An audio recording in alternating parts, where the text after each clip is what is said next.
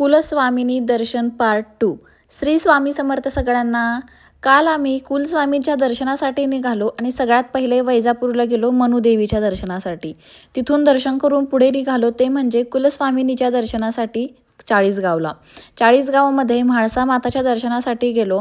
आता म्हाळसा माता ही आमची कुळदेवी आहे। तिथे गेल्यानंतर देवीला पत्रिका द्यायची होती, पण त्याआधी देवीची आरती आणि देवीला नैवेद्य देखील दाखवायचा होता।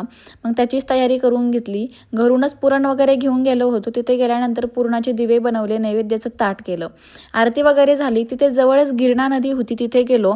त्यानंतर आम्ही पुढे जाण्यासाठी निघालो पाटण्याला।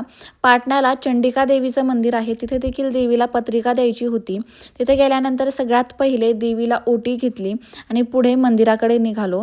तिथे खूप वानर होते आणि जे सगळ्यांना खूप त्रास देत होते। मंदिरामध्ये गेल्यानंतर सगळ्यात पहिले देवीची ओटी भरून घेतली, त्यानंतर देवीला पत्रिका दिली। देवीला पत्रिका दिल्यानंतर देवीची आरती वगैरे केली।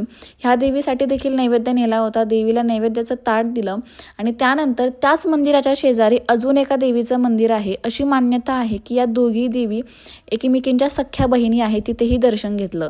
असा होता माझा आजचा दिवस। तुम्हाला व्हिडिओ आवडत असतील तर नक्की फॉलो करा। बाय।